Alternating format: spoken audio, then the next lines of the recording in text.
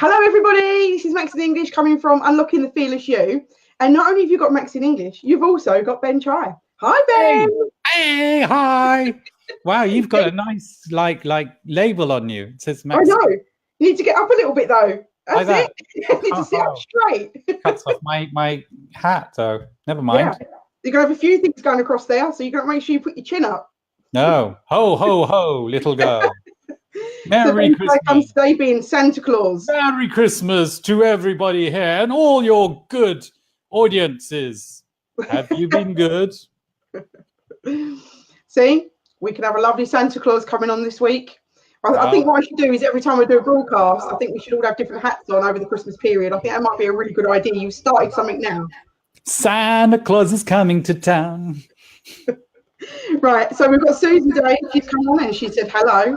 Who? Hi, Susan Day. What a day with Susan Day. She is. She's coming in from America. Hooray! Hello, Susan. Are we friends on Facebook? I think we are.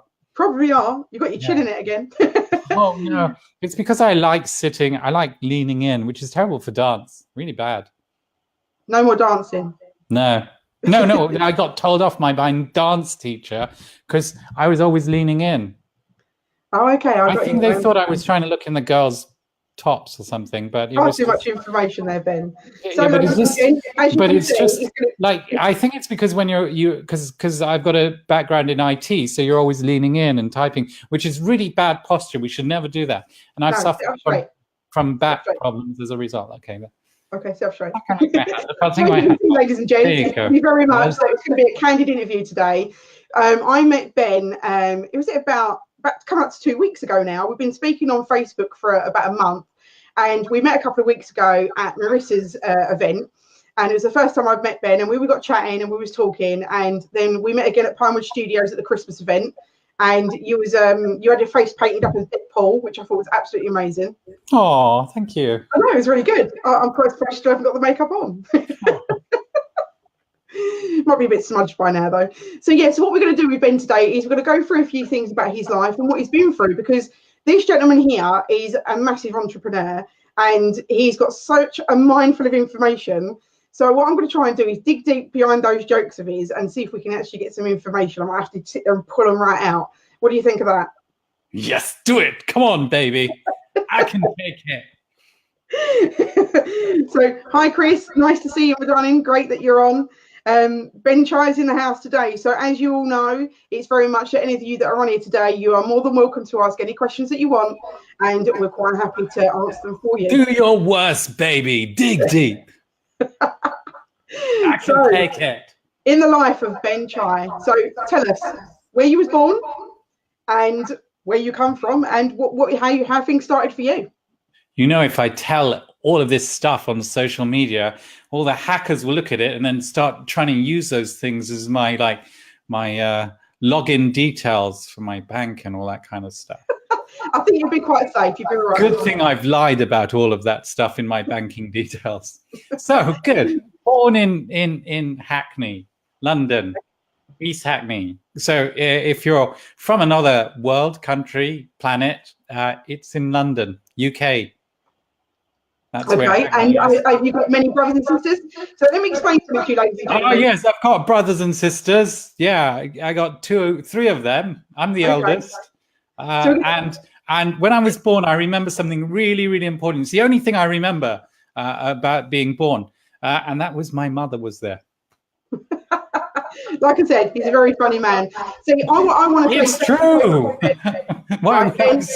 I want to say thank you to you. The reason being because I had somebody else in the broadcast today, and I rung Ben up and I gave him 8 minutes notice. Ready.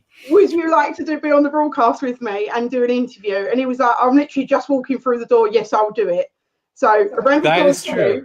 Thank you so much for stepping in. Yes, I'm the Steppenwolf. I step in. You are indeed. Don't forget to put your hat on. It's Christmas.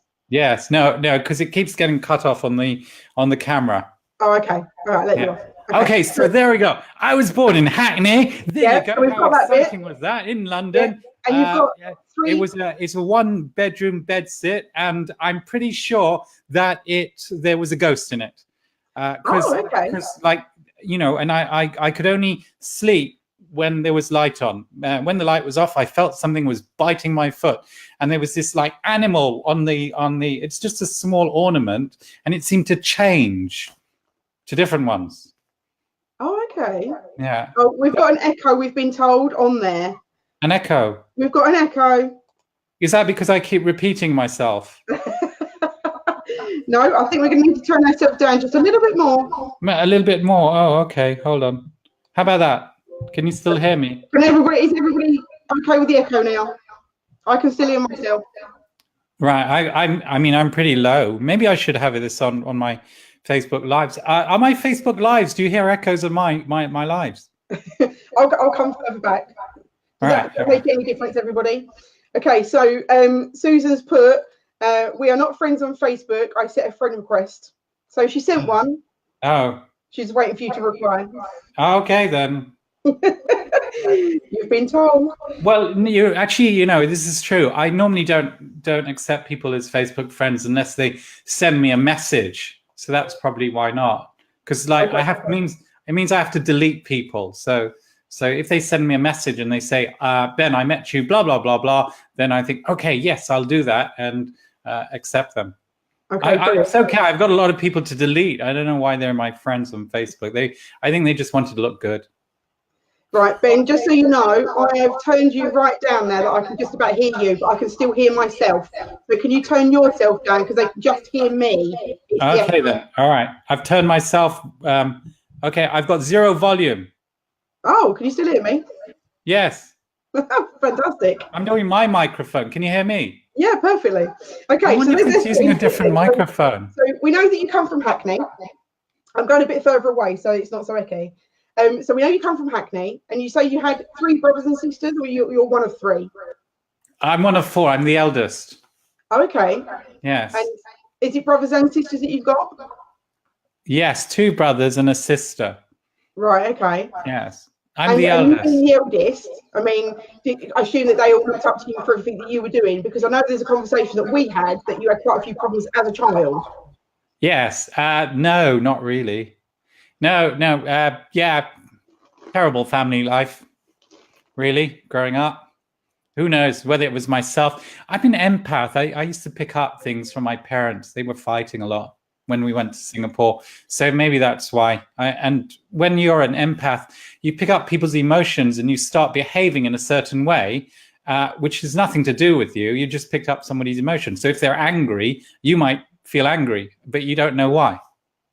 Or if they're feeling lonely, you feel lonely. Or if they're crying, you're feeling crying. Or if they're happy, you feel happy. Pick up people's emotions. I get that 100%. I have exactly the same thing. Brad, just to let you know, my volume is down so much I can just about hear Ben. Oh, well, my volume's on 0. If it's still echoing, it might be on their side, It's not always your fault. I know. Just thought I'd say that. For you. Why did you have a terrible early family life, Ben? Why did I have a terrible... Well, I don't know. I think it was the universe that had it in for me, and I thought, universe, why did I have that terrible early family life? I have no clue. I'm only 4.5. What are you talking about? So, do you know? I have no clue. Don't know why. Because the universe. Here's my real answer. I think you always have the life that you have because the universe wants you to overcome a certain number of challenges so that you can be incredibly awesome as it gives you more and more gifts. Whereas if you come out like with tons of super gifts straight away, you become the most arrogant, horrible little person ever. So that's probably why.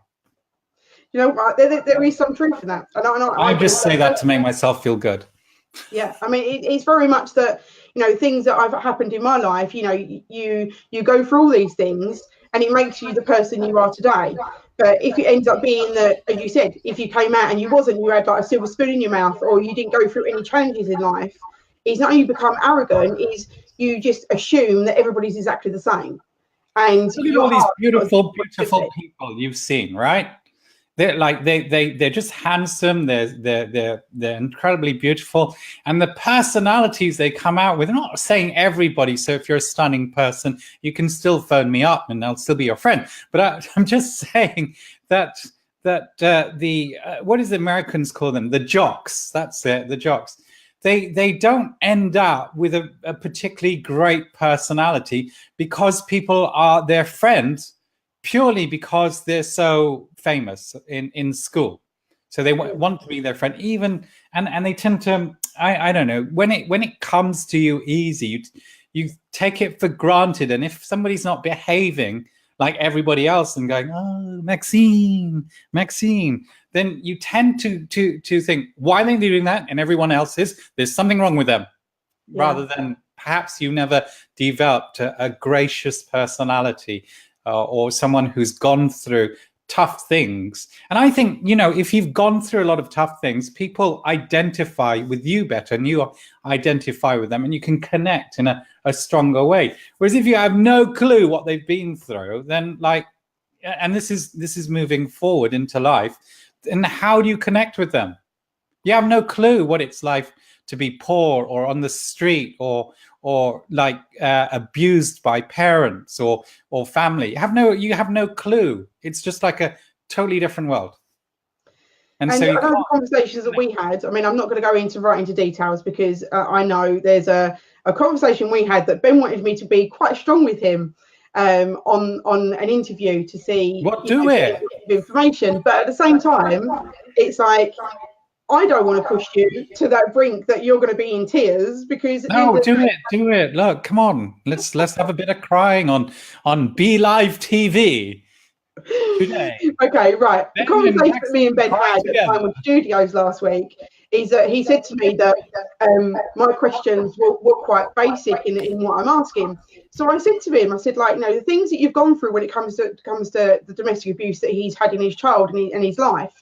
It was very much that, what kind of things do you want me to say? And he went, no, I want you to dig deep. So just let you know, ladies and gentlemen, if we dig deep this evening, I don't want you doing it. Turn around saying to me that I'm being unfair because this is something that he's asked for. Oh, poor baby. No, it's all my fault because I'm so comfortable with the questions. I really believe that, that I've gone through so much these days that it's like, you either accept me the way I am or you don't. And either way is good. You accept me, we're great friends. You don't, we go our separate ways, or we can still be frenemies. I don't mind. Nice to have a good frenemy every so often. Exactly. So a question for you then. When you were younger, you was going through you was introvert as a child, wasn't you? And yeah, I guess. I don't really know. Was I introvert? Well, I mean, I'm okay. So in the Myers-Briggs testing, I would be an intro extrovert. Right. So sometimes I'm an introvert, sometimes an extrovert. And in their definition of an introvert, is simply somebody who gets their energy from being on their own, which is true. I do. So even at parties, because everyone thinks like I'm the center, you'll see me vanish. Just vanish for half an hour because the input is overloading me. Yeah. Did you find that input? You find it quite hard to interact, or do you just take yourself away because you like being in your own company?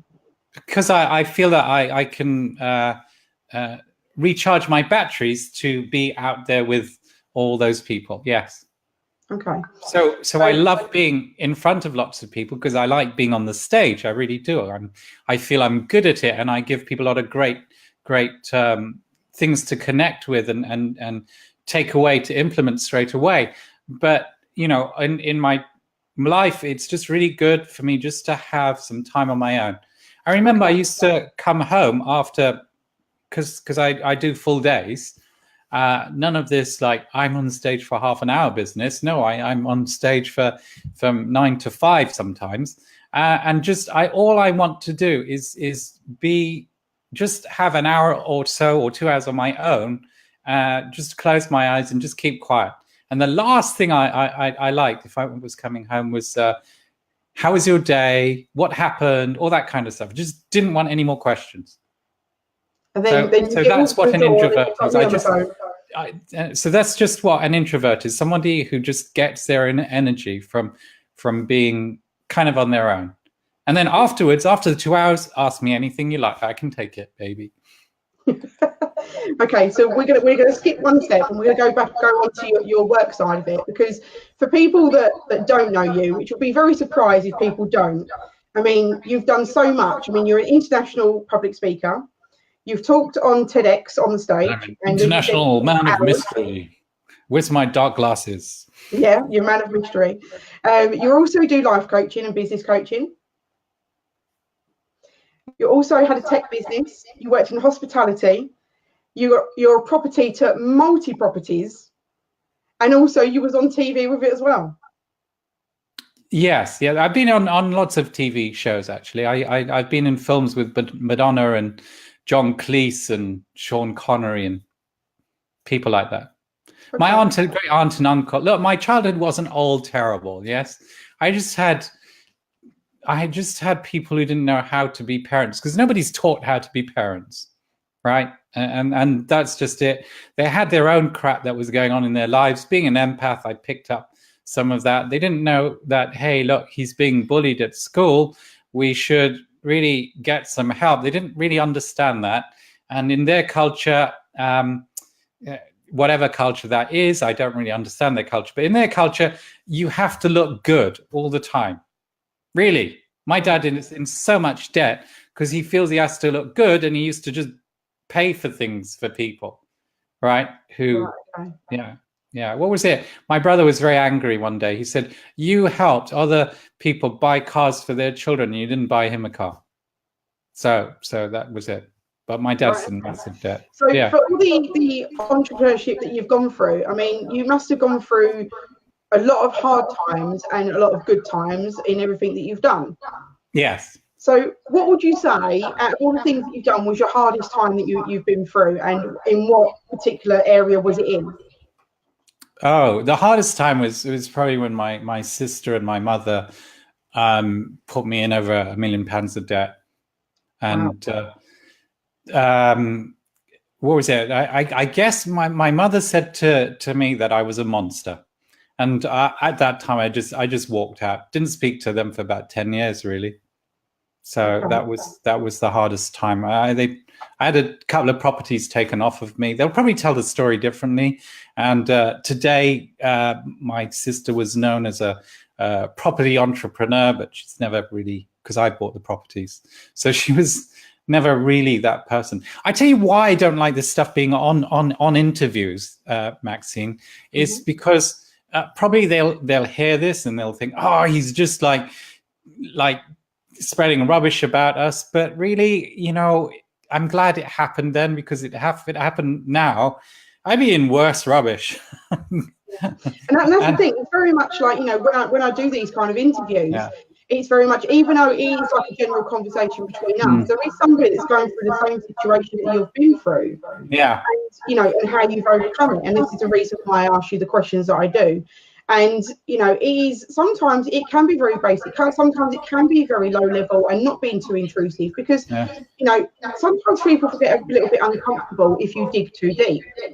So it's not the digging too deep. I guess it's because it's out there, and of course they'll hear back about it somewhere along the way that I get concerned. My mum, honestly, she was a wonderful, wonderful lady who fought for us, but somewhere along the way, something crazy happened to her, which I'm not privy to. Okay. And she used to say after that, she just wanted to be on her own. So the mum I remember is a lady who rescued somebody, a foreign lady. She only spoke French, and she brought her home for the night, yes, and looked after her, and then took her back to the airport. My mum knew a bit of French and stuff. That's the mum I know. But somewhere something changed, perhaps because of her own relationships with my dad and the family. I probably can guess what happened, but it hasn't been said to me. And she used to say over and over again, I just want to be on my own. I just want to be on my own. Now, when you say these things over and over, you get you get things that happen to you that you didn't realize. So she said this over and over again. So her unconscious conspired to help her make it come true. And for my mind, she just turned into one of the most manipulative people around. So that pushes people away, and she's got it. She's now on her own. Nobody really wants to talk to her. So how old was you when that? But she didn't really want. I don't think she wanted that. So there came a time where, because she was manipulating my kids and stuff to fight each other, and I just didn't want her around. I didn't want that energy around them. Okay. So how old were you, Ben, when that happened? Oh, can't remember. 30s, late 20s. You was older. 30s. Right, okay. Yeah. Yeah. Okay. So I mean, obviously, the one you loved, you knew exactly how she was as a person, and you saw that. You know, is it very much that you've lost that? Well, no, there were issues. They have an addiction to gambling, and you know, and this is another challenge that I had, is that they would just leave me. I'd be forgotten. So you know, from actually even when I was at school in Hackney at the age of 4 or 5, a policeman brought me home because I was forgotten. They'd forgotten that I was at school.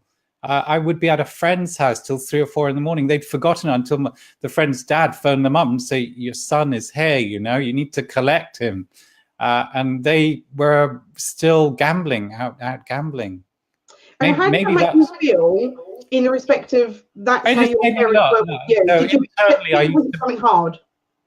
Well, okay, so from about the age of 11, I already have a bad self-image because I'm bullied a lot. So why is that? I don't know. And then you know, the family used to tell me how ugly I was. There was a nickname for that, and it was just like that. You know, I ran away. I attempted to commit suicide, you know, and failed. So never say that failure is bad. Well, actually, I was just incompetent at committing suicide, to be honest with you. So that's a joke, by the way. You had better things to do on this plane. Don't you worry about that.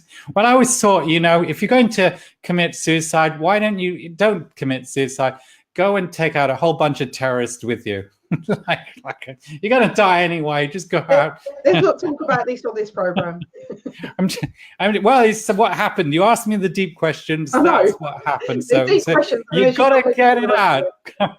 So you know, I remember, you know, I'd been swept off the top of a waterfall, and I was just holding on the edge. It's in Malaysia, one of the highs called Kota Tinggi, and I'm holding on the edge, and I just thought, this is probably a good thing. And then some idiot, I remember it was actually an uncle, grabbed my hand just as about I was go off the edge. And I was thinking, why did you do that?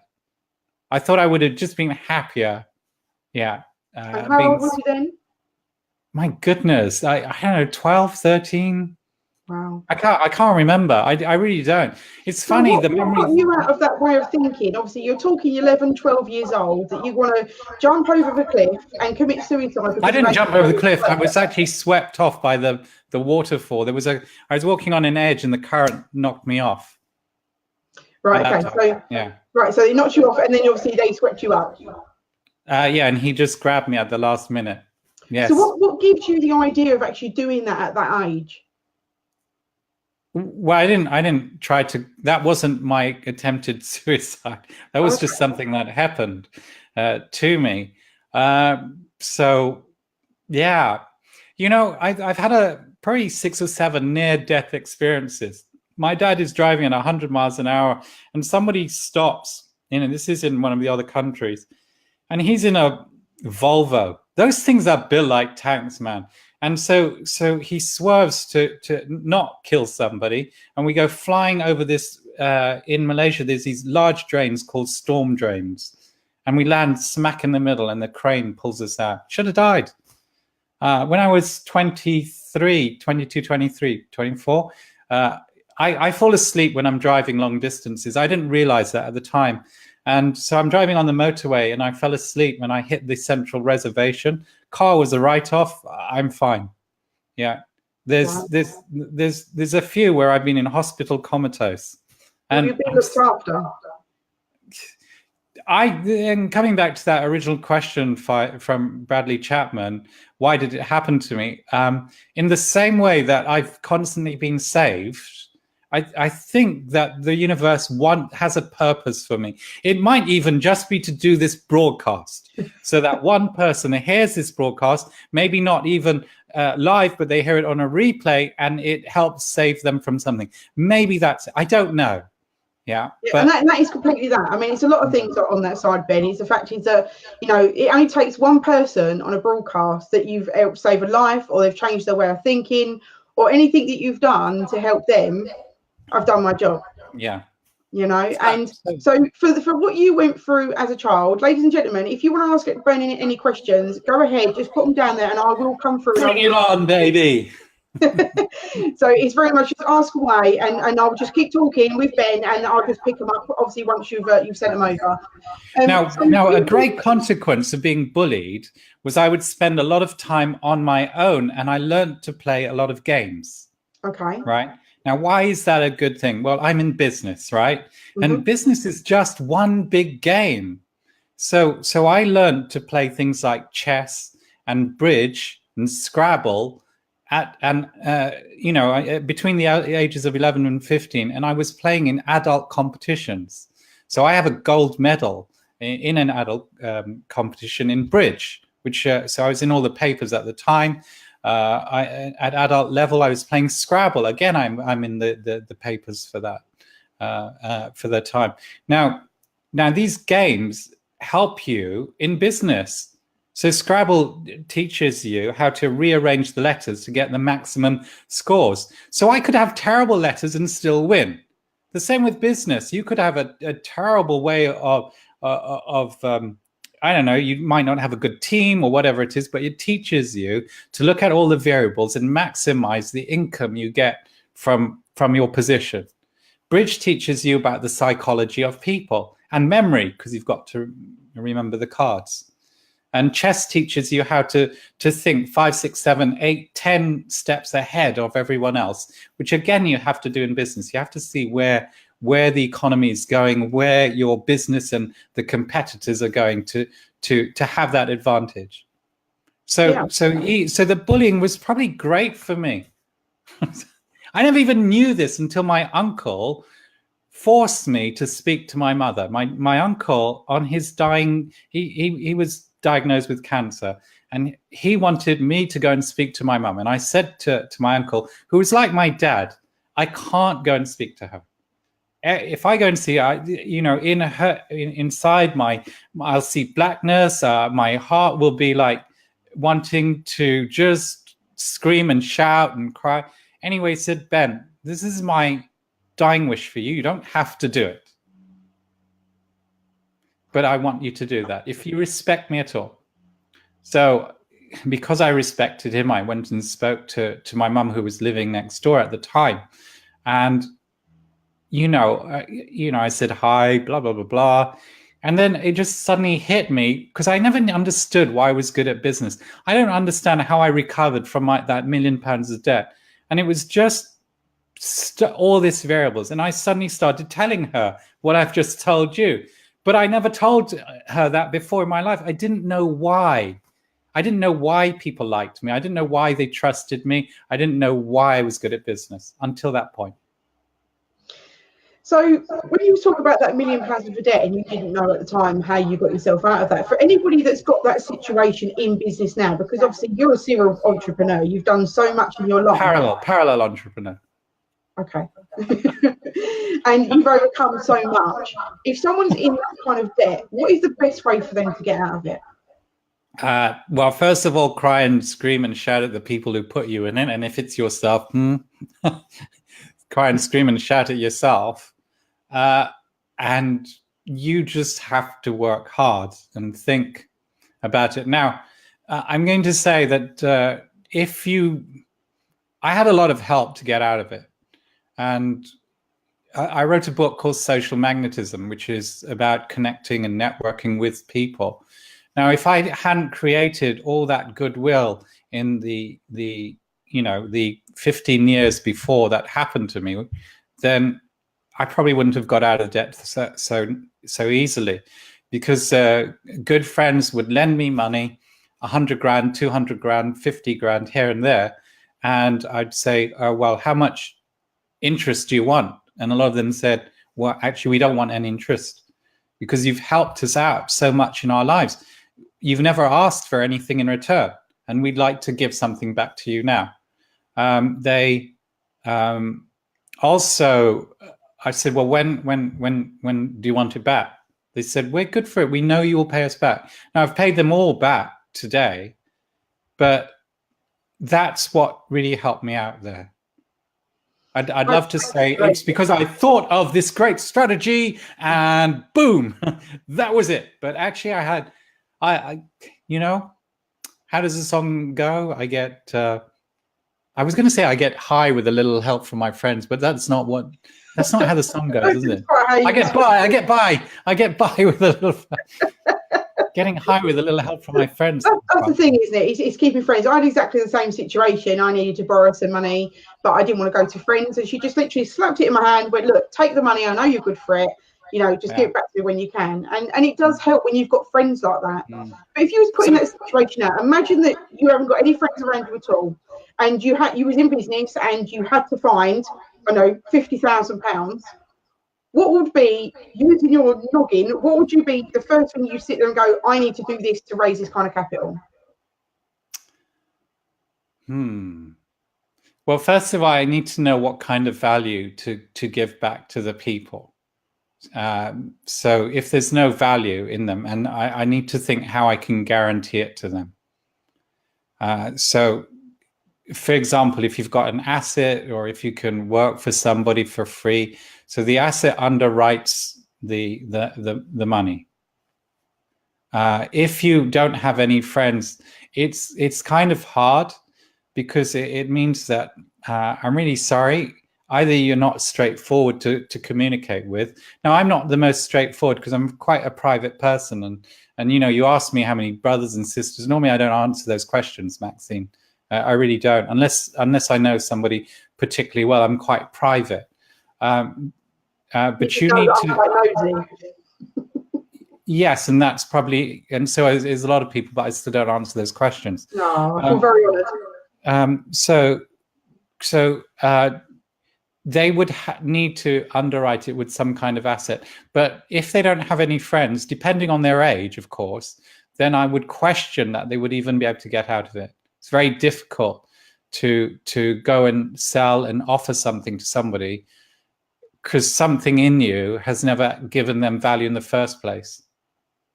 Okay. If you see what I mean. I do see what you mean. I know exactly what you mean. So we've got down here a few people. So I'm just going to say hello to these people here. I've not been saying much, ladies and gentlemen, because I know there's an echo on my side. So I've been keeping strum a little bit. Right. So we've got on here. Right. We talked about that one. Brad put, indeed, it does, to something that we turned around and said. And he says, bless you for things that you've gone through. Corinda says hi, and she also mentions about the echo. Raymond says, hi, Ben. Hey, Raymond, halal, halal. Bless the halls with Raymond, halal, la la la la la la la la la. So get your hat. Aishan. Oh, I need to send you this song with Aishan in it. There we go. Bless the halls with Raymond, halal. La la la la la la la la. There you go, Raymond. That song's just for you. Oh, there you go. See, he even comes on and does songs as well. And you've actually got you all in the picture, so you're absolutely fine to keep it there. Okay. So on your property, because you've got quite a few properties, HMOs, you've got quite a few lets, and you went on TV to actually to prove to people that you can live with them and everything else. I mean, how did that work? You have to excuse me, ladies and gents. It's very much that Ben had 8 minutes to not only get on, but I had sort of like 8 minutes. No. So that went really, really well, actually. The BBC asked if I'd come back and do more stuff with them. They said I was the most authentic landlord they'd ever met. They said also, we're sorry about this, but we have to create an incident because otherwise it's not watchable. The show is not watchable. So okay, but a lot of the people in the property world actually felt that I represented the landlords properly.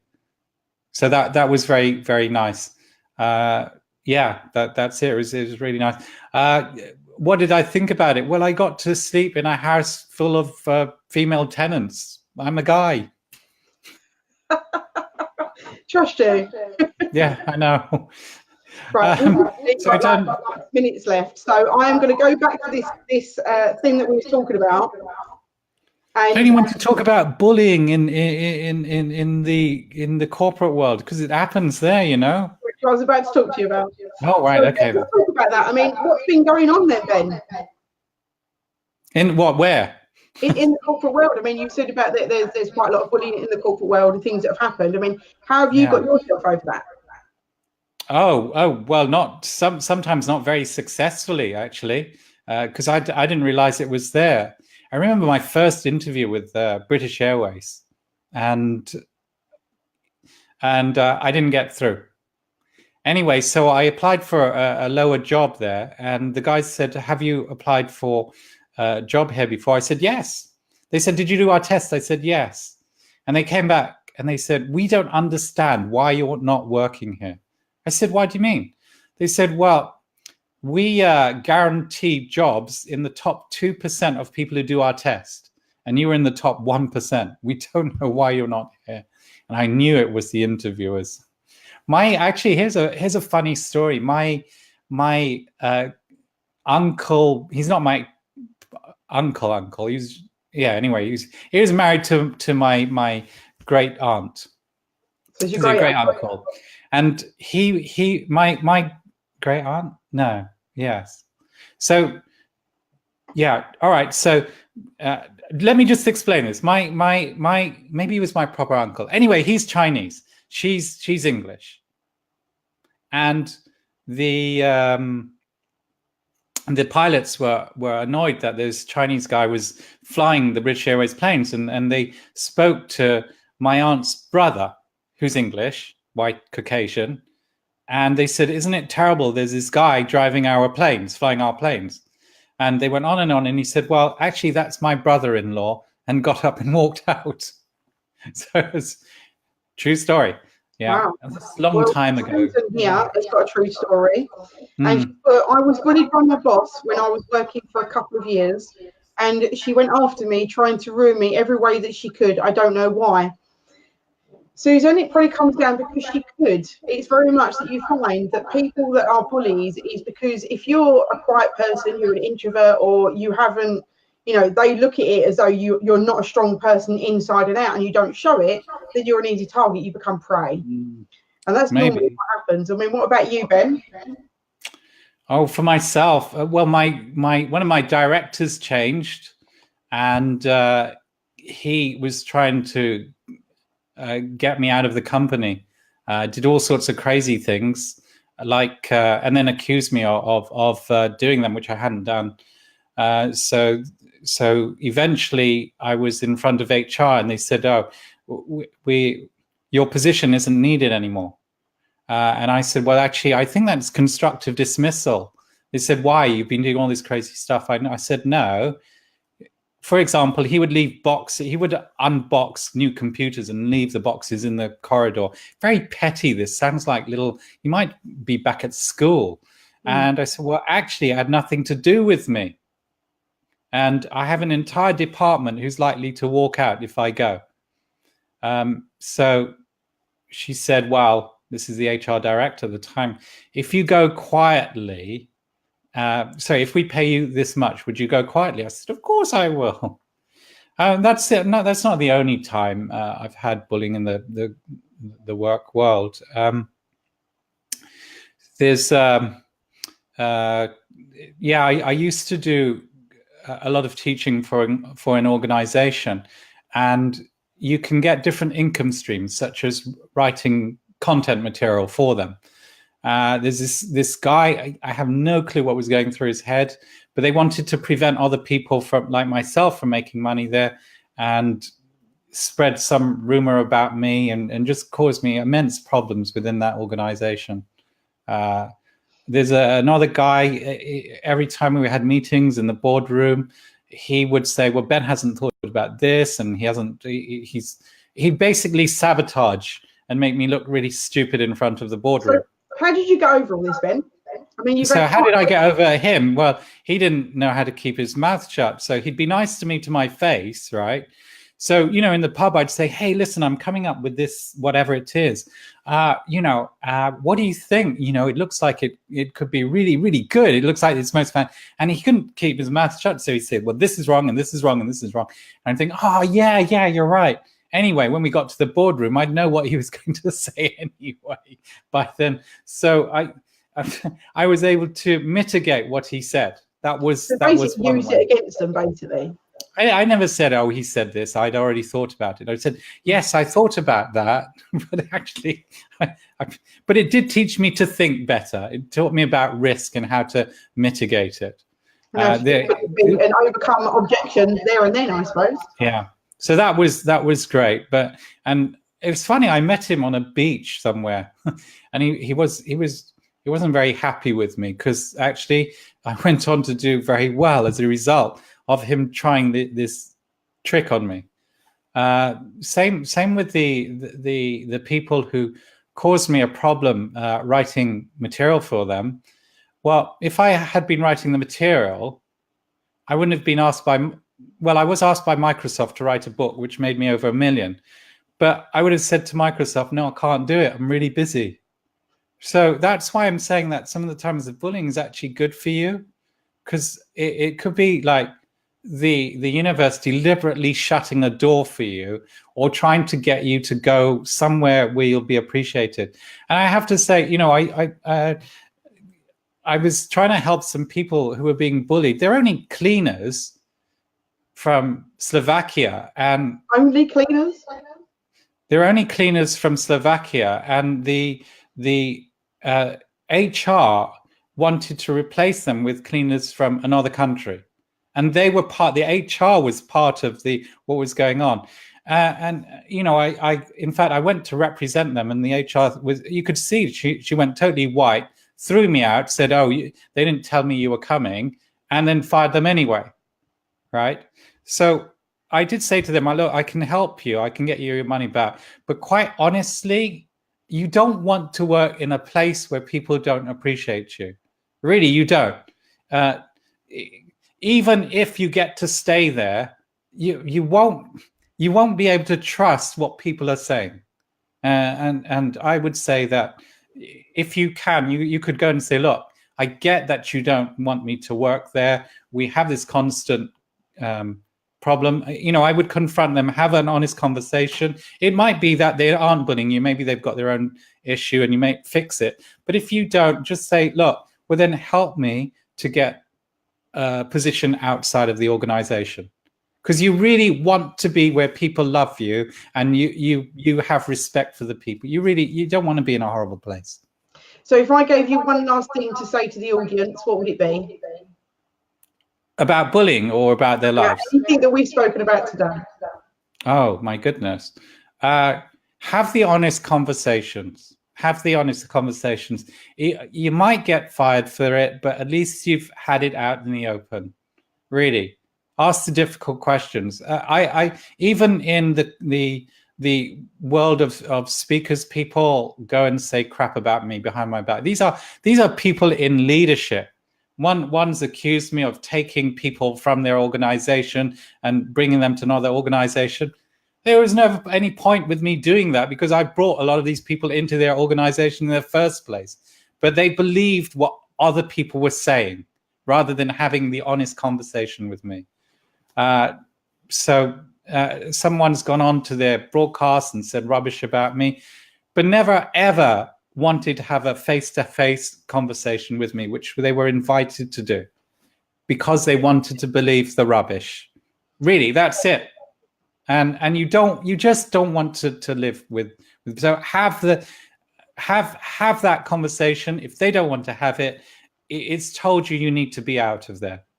Brilliant. So thank you very much for that, Ben. It's been an absolutely amazing interview. Now, ladies and gents, just want to say to you, it's absolutely amazing that you've joined me today. And Ben Chai has been absolutely amazing because I gave him all of 8 minutes. I literally rang him up and said, "Are you available?" And the last minute I got let down with an interview, and he was there like a champion, like a winner, going, "I'm here for you no matter what." And we are the champions. My friend. And I do very much appreciate it, Ben. You've been absolutely amazing today. So, what you've got to take away from it, ladies and gents, is very much that, no matter how you think people treat you, face up to them, ask them the situation, what is their problem? What is their, the situation they've got with you? When you face up to people, you don't become prey anymore. You actually stand your ground, and you're there in front of them, and you will find that a bully will cower, because they're not used to that. They don't like to be faced. So it's very much, yeah. Or if you're going to die spectacularly. That's the other thing. I remember there's this bully. I think he was drunk. He's from the rugby thing. He had me by my neck to the wall. Seriously, I was off the floor because he was 6'8", 8'9" or something. I don't know. And I looked at him and I thought I was going to get my face smashed in. And I said, "You know what? God really loves you." Because I couldn't think of the craziest thing to do. Yeah. Fortunate for me is at that moment, his girlfriend turned up and said, "What are you doing with him? Put him down." Exactly. So I want to say thank you very much for Gus for sending in your messages. He says, "Thanks for your wisdom, Ben." Susan come in and said, "Ben was awesome." Mandy's come in and said, "Hi." Susan come in and said about the boss made her cry, and because the support that you gave her, but you know what, face up to her, get her out of your way. At the end of the day, you've got to be the person you are and just stand up to them bullies. There's no reason for you not to do that. If it's your boss, just say, "Look, I feel that for whatever reason I'm feeling bullied. Do you want me to be effective and help you and your department look good? So this is how you can get the most out of me." That's what I would say to them. Exactly that. Gus has put, "Being a guy in an all-female house isn't necessarily fun." Yeah, actually, it wasn't that much fun, Gus, but don't tell everybody. Don't tell everyone. They all, from the outside, they always think you're great. Lucky guy, they think. Alison says you're absolutely fantastic. And Raymond said hello, and we've said hello to everybody else. And I want to say thank you to everybody that's been on today. It's been absolutely amazing. It's a short amount of time because we started late because of the situation, and I've got Ben on because he's brilliant. And I didn't get too deep in there, Ben. I was behaving myself. Oh, come on, baby. Let's go deep. How deep is your love? You are very lovely, and you know what? I wouldn't bully you because I think you're absolutely an amazing guy, and you do a lot for other people, and you've got such a kind heart, and just keep being you. Yes. At the end of the day, them bullies, they'll go. Don't worry about them. Absolutely fine. Bullies are your friend. Exactly. So, ladies and gentlemen, I want to say to you that if you fancy being a broadcaster yourself, give me a message. It's something that we're doing at the moment, bringing new broadcasters on so you can actually get some different information and some different content come to you every week. Even yourself, Ben, if you want to become a broadcaster, it'd be absolutely amazing. We've also got the Empowerment Weekend from the 2nd and 3rd of February. And with that, you can come and be a speaker, you can have a trade school, you can sit in the audience. At the end of the day, there is so much there, information for you to get a hold of. I'll stick it onto the Global TV page, and you can have a look through that. Like and share. Put your comments in. Any questions, put them on there, and we'll get back to Ben another time. I want to say thank you very much. It's been absolutely amazing, and I'll speak to you all soon. Take care. Bye.